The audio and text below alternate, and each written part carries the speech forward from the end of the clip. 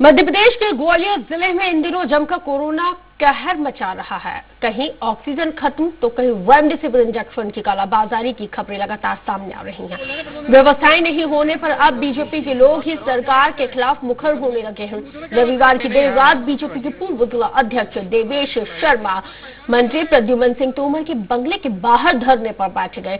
देवेश शर्मा का कहना था कि लगातार रेमडेसिविर इंजेक्शन की कालाबाजारी हो रही है, लोग परेशान हैं। उन्होंने रेमडेसिविर से परेशान लोगों की लिस्ट मंत्री प्रद्युम्न सिंह तोमर को भेजी थी, लेकिन इंजेक्शन नहीं मिलने की वजह से उन्होंने अपनी ही सरकार को घेरा। बीजेपी के पूर्व जिला अध्यक्ष देवेश शर्मा के धरने पर कांग्रेस के विधायक सतीश सिकरवार भी पहुंचे। उन्होंने भी सरकार को इस दौरान जमकर कोसा।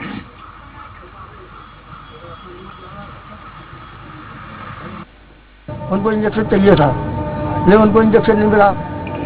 परेशान है, जिसका मरता उसका रोता है। अभी दीपक ठकुरा अपना था, उसकी भाभी एक्सपायर हो गई, महेश जैन एक्सपायर हो गए, ऐसे बाबूलाल अग्रवाल एक्सपायर हो गए। आज सबका अधिकार है, सबको इंजेक्शन मिलना चाहिए, सभी को ऑक्सीजन भी मिलना चाहिए और इसमें पर्याप्त जो संसाधन है उपलब्ध होना चाहिए और इसमें राजनीति नहीं आना चाहिए। इसमें मेरे को तो कहना है इस समय राजनीति का और उसका समय नहीं है। वो वरिष्ठ नेता है पार्टी के, उनको अपनी बात रखने का पूरा अधिकार है। मैं यहाँ पे कोविड प्रभारी मंत्री हूँ, एक जनता का सेवक हूँ, तो सेवक का ये फर्ज है कि हर व्यक्ति की बात को सुनना और सुनकर उसमें जितना भी संभव हो सकता है उतना काम करना, ये मेरा दायित्व है। उस दायित्व का ईमानदारी से पालन करना। देखिए, मेरा ये कहना है, हो सकता है किसी विशेष अधिकारी का फोन स्विच ऑफ होगा, उसके खिलाफ मैं कार्रवाई कराऊंगा। ये जो शासन के ध्यान में आएगा उन पर कार्रवाई करना हमारा दायित्व है, वो हम करेंगे।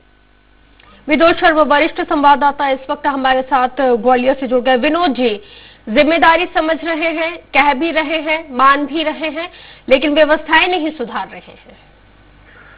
बिल्कुल, स्थिति बहुत भयावह हो गई है। जिम्मेदारी समझ रहे हैं।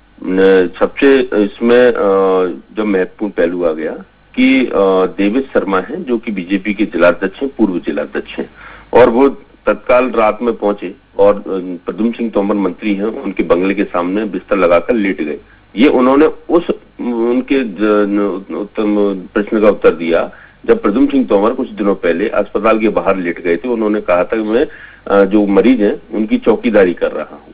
यही कारण है कि वो भी जाकर उनके आगे लेट गए और उन्होंने कहा कि शहर में रेमडेसिविर इंजेक्शन मिल नहीं रहे, ऑक्सीजन मरीजों को मिल नहीं रहा है, और उन्होंने ये तक कह दिया कि मंत्री जी आप नौटंकी बंद करें, लोगों के लिए काम करें। ये इससे अंदाजा लगा सकते हैं कि बीजेपी के नेता ही बीजेपी के मंत्री के खिलाफ अगर सड़क पे आ रहे हैं तो स्थिति बहुत अच्छी नहीं है, स्थिति बहुत खराब है। और इसके साथ साथ खुद जो पूर्व मंत्री हैं अनु मिश्रा, उन्होंने भी ट्वीट करके कहा है कि रेमडेसिविर इंजेक्शन है उसकी कालाबाजारी तत्काल बंद की जानी चाहिए और लोगों को उसको सहायता उपलब्ध होनी चाहिए। उसके बाद खुद सतीश सिकरवार भी, जो कांग्रेस विधायक है, वो भी पहुंच गए उनके देवेश शर्मा के पास। उनकी बात आवाज में आवाज मिला के कहा कि आप सही कह रहे हैं कि रेमडेसिविर इंजेक्शन की कालाबाजारी हो रही है।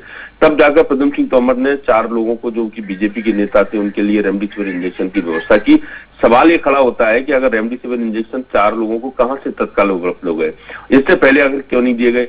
क्या आम लोगों को रेमडेसिविर इंजेक्शन नहीं दी जाएंगे? क्या उन्हीं लोगों को दी जाएंगे जो बीजेपी के नेता हैं और अगर वो धरना आंदोलन करते हैं तो उनको इंजेक्शन दे सकते हैं? उनकी जिंदगी और आम लोगों की जिंदगी नहीं है। संविधान ने किसी को भी ये अधिकार नहीं दिया है कि वो बड़ा है, वो छोटा है, या राजनीतिक सत्ताधारी पार्टी का नेता है तो उसको सुविधाएं मिलनी चाहिए और जो आम लोग है उसको सुविधा नहीं मिलनी चाहिए।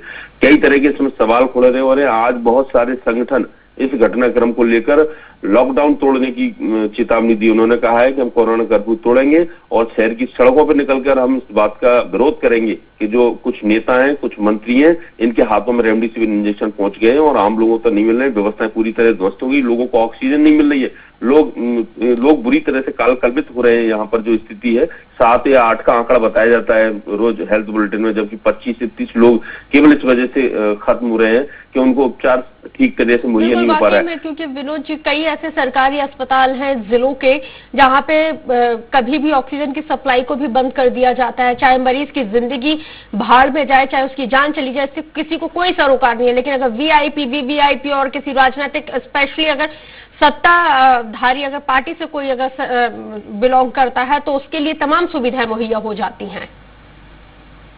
बिल्कुल स्थिति यही है। देखिए आप, मैं यहाँ एक चीज और समझाना चाहूंगा कि एक तो यहाँ श्रेय की राजनीति ने पूरी ग्वालियर की जो व्यवस्था है उसको ध्वस्त कर दिया है। सिंधिया समर्थक और बीजेपी ये दो आमने सामने खड़े हो गए हैं। सिंधिया समर्थक और जो नरेंद्र सिंह तोमर हैं उनके समर्थक हैं, तो दोनों एक दूसरे को लेकर श्रेय की राजनीति है। दिन भर यही चलता रहता है। अगर नरेंद्र सिंह तोमर के समर्थक द्वारा किसी तरह की कोई सुविधा अर्जित कर दी जाती है तो सिंधिया समर्थकों द्वारा उसको खराब किया जाता है, और सिंधिया समर्थक अगर कुछ कर रहे हैं तो नरेंद्र सिंह तोमर के द्वारा, उनकी समर्थक है उनके द्वारा इस तरह की घटनाएं सामने आती हैं। इसका एक प्रमाण यही था कि देवेश शर्मा नरेंद्र सिंह तोमर के सबसे नजदीक के माने जाते हैं और बहुत खास माने जाते हैं। और देवेश शर्मा अगर प्रद्युम्न सिंह तोमर के बंगले पर जाकर आंदोलन प्रदर्शन कर रहे हैं तो ये कहीं ना कहीं किसी तरह से माना जा सकता है कि एक इशारे भर से एक पूरा कार्रवाई हुई है। लेकिन बात जो भी है, हकीकत निकल के बाहर आई, सच्चाई निकल कर आई, चाहे दोनों की लड़ाई में क्यों ना हो, लेकिन सच्चाई तो बाहर निकल के आ रही है कि स्थिति क्या हो रही है। और लोगों को बिल्कुल किसी भी तरह से कोई सुविधा अगर नहीं मिलेगी तो कुछ दिनों में तो स्थिति होगी, लोगों को वास्तव में सड़कों पर उतरना पड़ेगा और स्थिति और भयावह हुई। अब तो खुद सत्ताधारी पार्टी के नेता और उनके कार्यकर्ता कहने लगे हैं कि जो हो रहा है वो ठीक नहीं हो रहा है, इससे उनकी छवि तो खराब हो रही है, साथ ही उनको भी परेशानी का सामना करना पड़ेगा आने वाले समय में। वही कांग्रेस थोड़ा बहुत आंदोलन प्रदर्शन करके जो उनको जो शक्ति प्रदर्शन करना चाहिए, जिस तरह से उनको एक बात अपनी रखनी चाहिए प्रशासन के सामने, सरकार के सामने कि हाँ स्थिति बहुत खराब हो गई है, हमारा विपक्ष का काम है कि लोगों को सुविधाएं मुहैया कराए, जहाँ कमी है वो उसको आगे दिखाए। उसमें भी कांग्रेस इतनी ज्यादा मजबूती के साथ दिखाई नहीं दे रही है। केवल प्रवीण पाठक और सतीश सिकरवार को छोड़ दिया जाए तो बाकी के लोग अपने अपने घरों में बैठे हुए हैं। तो ये स्थिति है। सरकारी अस्पतालों में बेड नहीं है, प्राइवेट अस्पतालों में ऑक्सीजन नहीं है। अब जाए तो जाए व्यक्ति का, अगर बेड उसे चाहिए तो ऑक्सीजन नहीं मिलेगी, ऑक्सीजन चाहिए तो बेड नहीं मिलेगी। तो ग्वालियर की जो स्थिति है वो भयावह होती जा रही है।